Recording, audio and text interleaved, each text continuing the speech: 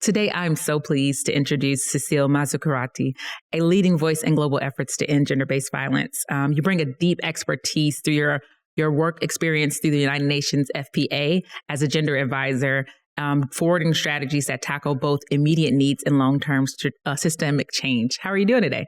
I'm doing great. Thanks for having me.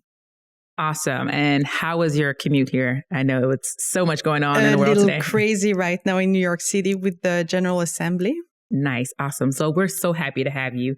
And I just want to jump right in. Is that okay with you? That's great. Awesome. So much of your work has centered on reducing gender-based violence and harmful practices around West and Central Africa. What drew you to this work, and how do you see your role today contributing to a broader effort to end gender-based violence? So I work with the United Nations Population Fund, UNFPA, and I'm just returning from 3 years in Senegal, where we have a regional office that covers 23 countries of the West and Central Africa region. And it's a region where gender norms, unequal gender norms, gender-based violence, lack of access to education, sexual and reproductive health care really impacts the populations and really impacts adolescents and young people specifically.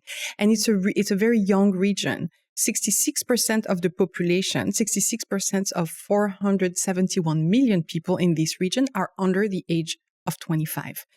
And I had done a lot of work supporting youth activism and engagement in peace and security earlier on, including the leadership of adolescent girls and young women.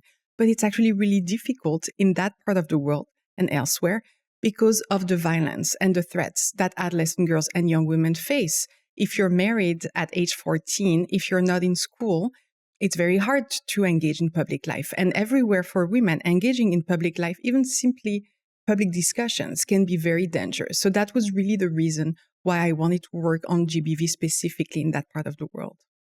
Awesome. Thank you so much. Wow, that 14. Wow, that is crazy. And so in your report, I want to shift to your report toward zero gender-based violence, harmful practices in West and Central Africa. You mentioned new forms of gender-based violence, including the tech-facilitated gender-based violence. Could you unpack what kinds are already manifesting and which ones you see as like rising threats? So in that region of the world, as elsewhere, but in that region specifically, you really see a continuum of and a diversity of forms of gender-based violence. So you have what we call traditional harmful practices like female genital mutilation. 17 countries in the region have female genital mutilation as a practice.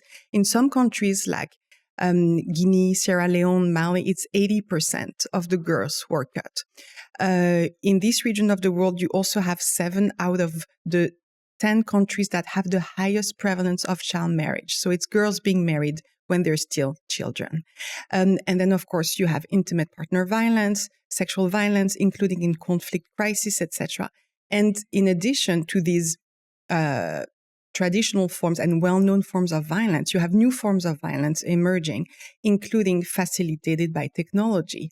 Now, the extent of the phenomenon in the region is not well known. There's a lot of anecdotal evidence, but there's not a lot of research yet that would really show the extent of the phenomenon.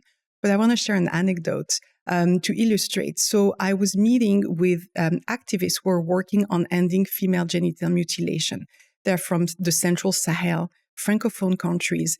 And so their whole day, they're going and they talk to their community members. They talk to religious leaders to explain how harmful it is for girls to be submitted to female genital mutilation. They go to radio talk shows, etc. So that's their daily work. Then at the end of the day, they come home, they turn on their computer, and here they find hate mail. They find that their address has been put out on Facebook. So you see you see the situation.